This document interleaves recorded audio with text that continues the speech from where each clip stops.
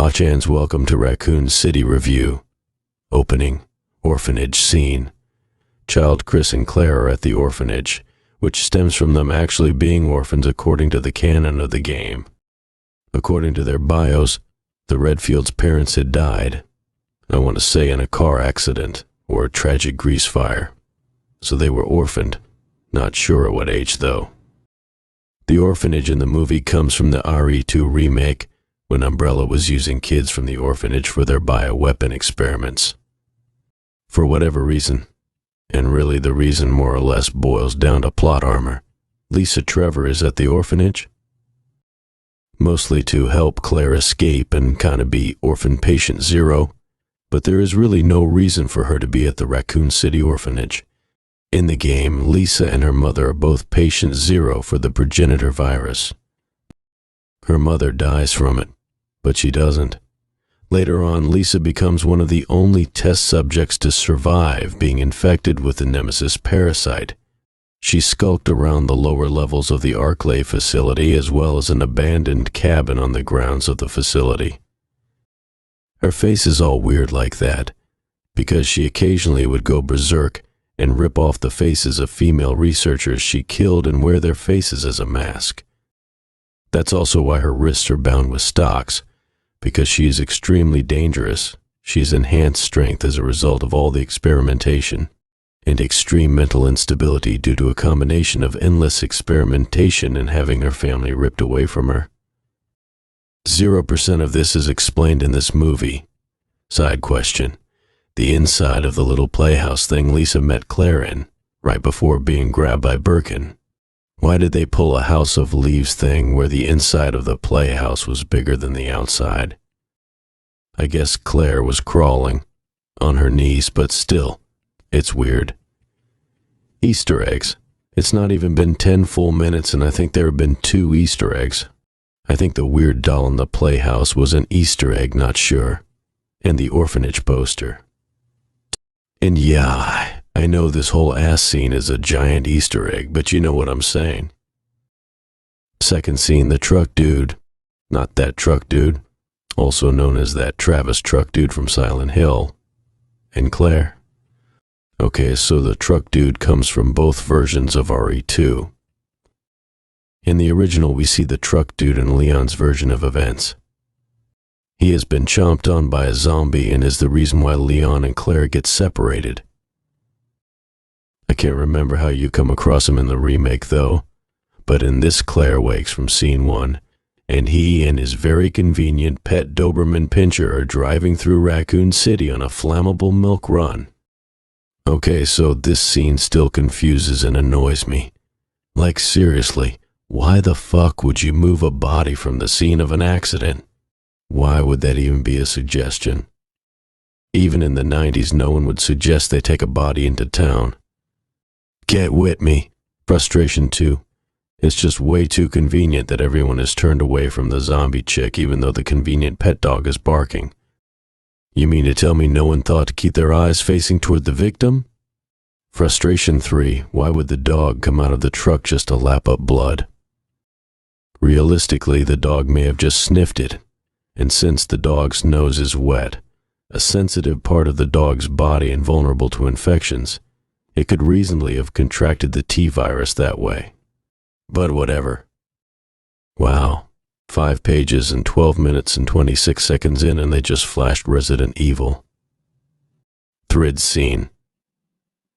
Easter egg 3, the Welcome to Raccoon City sign. Ooh, I'm so impressed. Reading exposition. Something about Raccoon City as a ghost town and only a handful of super poor people who can't afford to move, and a skeleton crew of Umbrella employees still work there because Umbrella is relocating somewhere else. I guess this was thrown in because of COVID, but it's a weird direction to take considering Raccoon City in the game was thriving up until the outbreak. Well, I don't know about thriving because it was kind of a crime-ridden hellhole, but you know what I mean.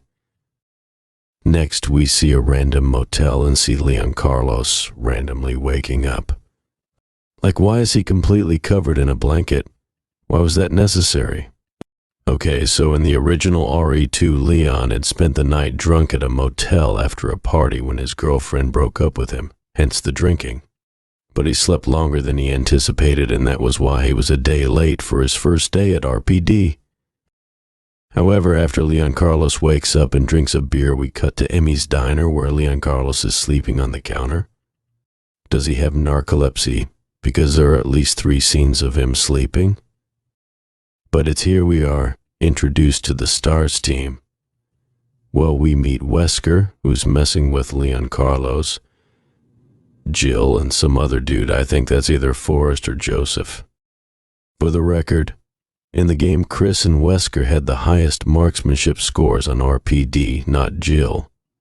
Easter egg 4, the poorly executed Jill sandwich line. Sigh. Okay.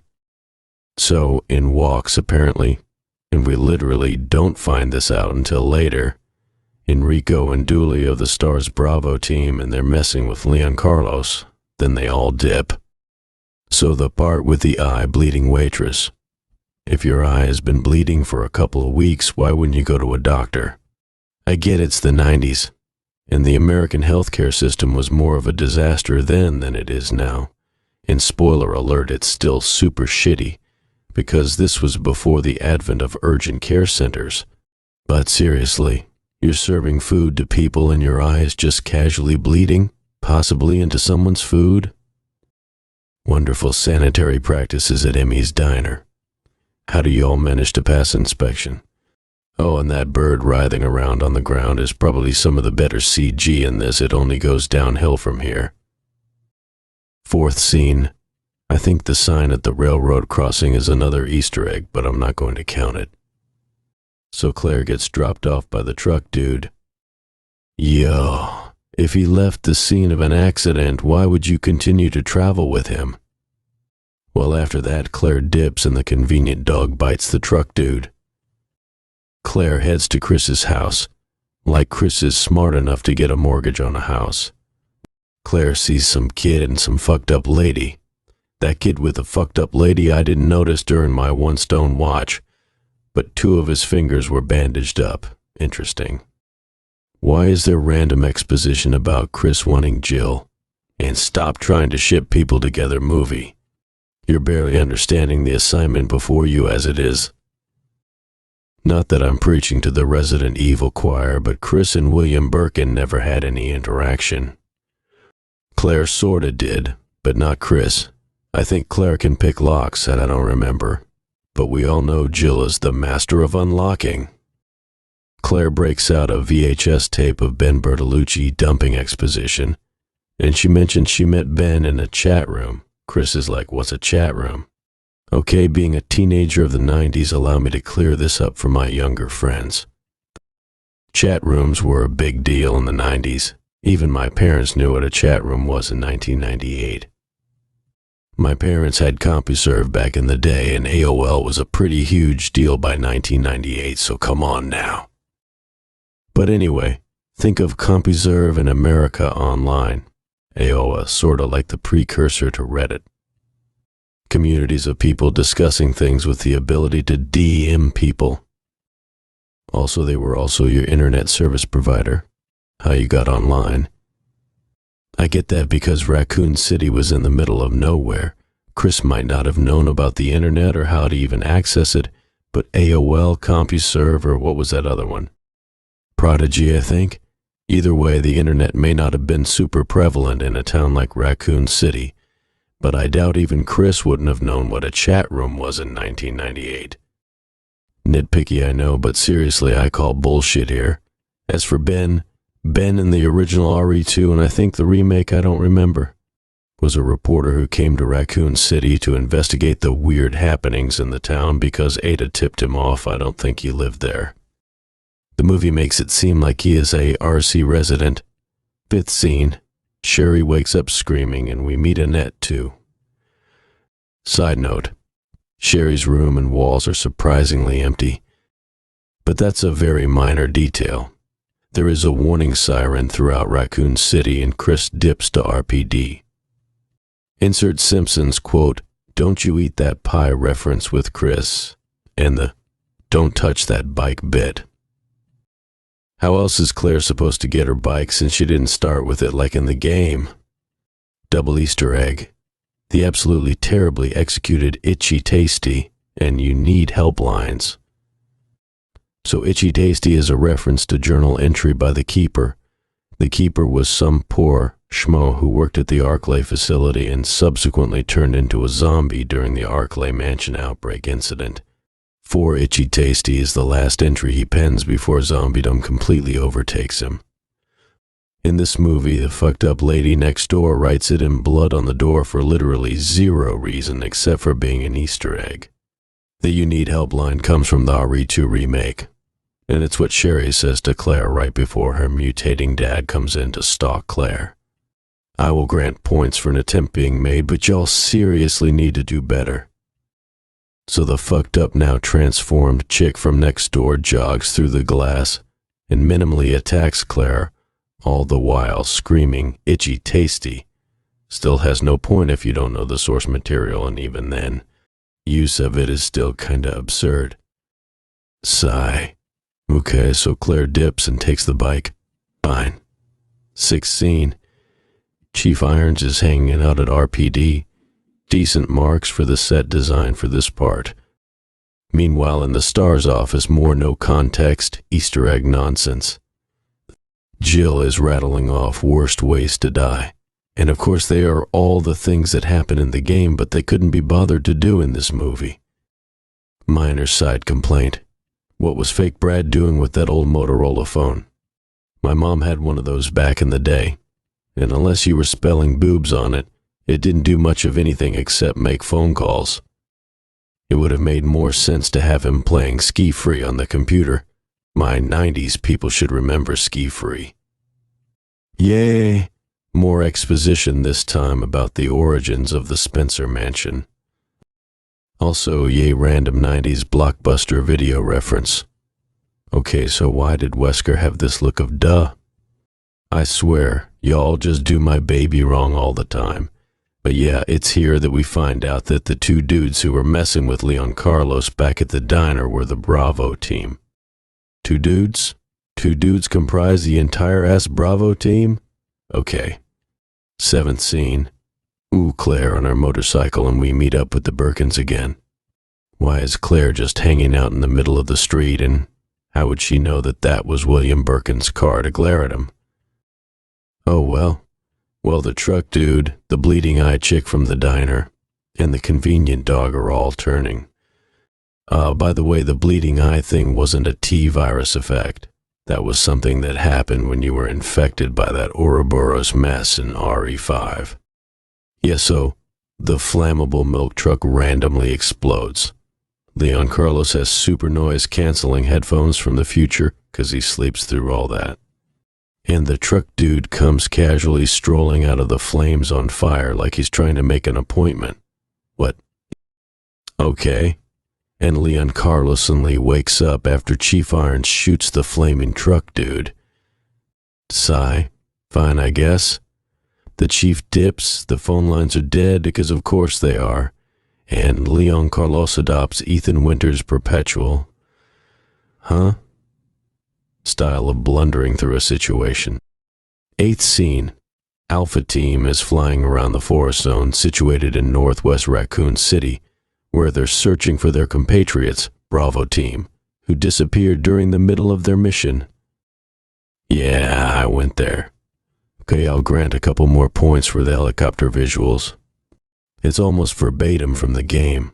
They find Bravo Team's car and get out to inspect it, and it's flipped over and has giant claw marks on it.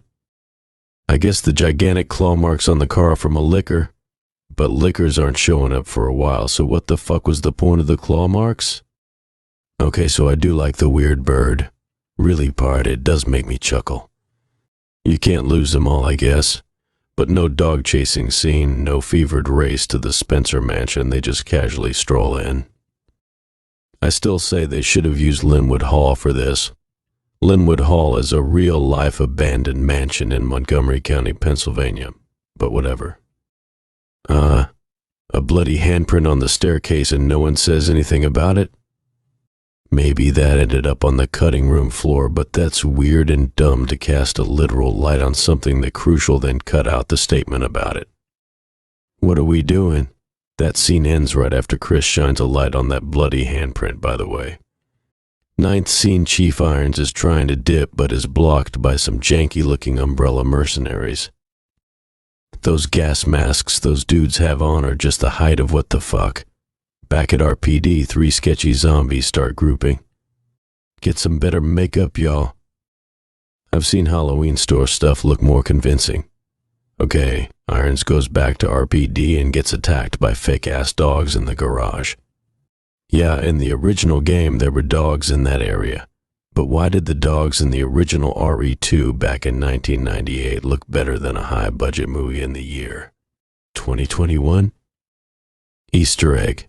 Points for the RPD cars looking just like the ones from the game. Claire saves the chief. Leon Carlos has gone full Ethan, and 3 extra zombies join the other 3 outside. Again, I understand COVID restrictions, but y'all do know you can digitally add a few more zombies to add to the urgency and desperation of the situation, right? And seriously, get some better makeup together. 10th scene, back at the Spencer spot. Decent visuals here as everyone fumbles around. Finally, a decent homage to the original game with the zombie turning around, but seriously, if you fucked up this basic ass part, I don't even know. Still though, get some better makeup together. Oh, and I guess the bitten guy was Enrico? Okay, cool use of the visuals here, showing a STARS issue summary edge gun. But it's immediately ruined by the random researcher zombie just standing behind whoever this is. Joseph or Forrest, I'm still not sure who. The fuck? It's neither.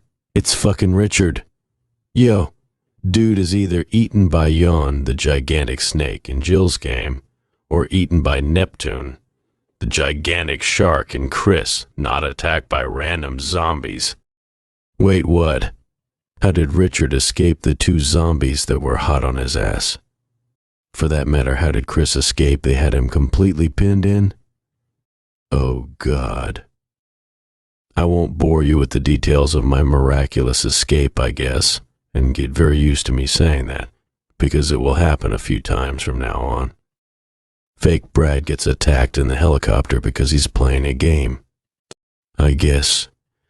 Jill and Wesker are in a puzzle room, and Wesker apparently has the Resident Evil game guide and plays like 2.5 notes that could be the Moonlight Sonata to open a secret passage. Sigh. No Moonlight Sonata, okay? Then for whatever reason the helicopter crashes. Question from the back row. Fake Brad was yoinked out of the helicopter by a random zombie. How did he start the helicopter and take off only to crash land moments later? 11th scene. Back at RPD, Claire and Leon Carlos are in the armory chatting. Then Leon Carlos goes to the cells to meet Ben Bertolucci. So like, why is Ben casually sharing a cell with a transforming zombie? Also, why instead of pleading to get out of the cell, harm's way, is it better to barf out random exposition? Well, because Ben ultimately wasn't really important to the story, he gets bit by the cell zombie. Ben's best death is actually in the original RE2 and during the Leon B scenario. Also note in this scene Ben had a gun, but does he use it on the zombie? No cause, that would make way too much sense. Also, Leon Carlos is just way too much like Ethan for my liking in this. 12th scene, once again we don't get bored with Jill and Wesker's miraculous escape, and they find the secret passage and Wesker kinda lazily decides to go rogue. This is the pinnacle of slacky writing, and the complete opposite of Wesker's motivation for betrayal in the game. His motivation here is, oh, I need money to escape this terrible town.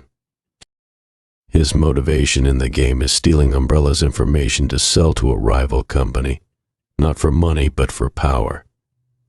I know it's a shaky premise, but it is what it is. I just can't with the lazy way the movie handles Wesker. Anyway, Wesker literally jogs off somewhere and Jill is just like, huh. And Achin is bored and disgusted by this point. 13th scene, like 3 zombies are shambling around town. I think 2 of them join the 6 that are chillaxing at RPD. Wow, for a police station, a gentle breeze would take those doors down without much issue. They were so flimsy. Claire, Leon Carlos, and the chief finally decide to dip via the loading dock. 14th scene. Once again, we don't get bored with another miraculous escape, and Claire and them end up at the orphanage. Why this wasn't an option from Jump Street, I don't know, but exposition about more secret passages. Lisa Trevor pops back up randomly to warn Leon Carlos about the liquors just randomly grouping in the orphanage, then Chief Irons kicks it via liquor. Leon Carlos falls like a little bitch. Lisa gets into a fight with 2 of the liquors, and honestly, this was a short fight that could have been amazing, but no. Can't have amazing in this movie. That would be too costly. So we see how child Claire dips from the orphanage, and Lisa hands Claire the keys that are supposed to go to RPD, but who cares about matching with the game at this point? Random nonsensical Easter eggs are all that matters, am I right? So after this, Lisa dips never to be seen again. Sigh. So many missed opportunities here. The story of Lisa Trevor is one of the most tragic in the Resident Evil series. So much could have been explored with her character, but no, she's just here for plot armor. Sigh. Fine, I guess. But down an elevator goes Claire and Leon Carlos' 15th scene. Back at the Spencer spot, Chris is solo manning it through the mansion, which to be fair is how the first game goes if you play as him. Although in that you do occasionally meet up with Rebecca and Wesker, but whatever. The limited lights go out, and for this little part you are only guided by muzzle flashes. Good luck if you suffer from flashing light issues, I guess. I actually don't, but this scene was making me feel a little dizzy watching it. I'll issue a point for Chris's use of the lighter. A little mini tense-ish scene happens where zombie Dooley is slowly crawling towards Chris. It was an okay part, I guess. Then Jill and Chris meet up, and Jill tells Chris about Wesker's half-assed betrayal. Plans to dip are made. Fucking Shaw. 16th scene. Back to Leon Carlos and Claire as they dumb luck into the research area, where Birkin was experimenting on the orphan kids, and for what fucking ever reason the video of the Ashford twins plays? Why? Like I'm seriously asking why. What the shit is it supposed to mean if you don't understand what that Ashford movie is in reference to? It's only because I know the lore of Resident Evil that I understand it. Without that frame of reference, it makes no sense. Oh God, I can't.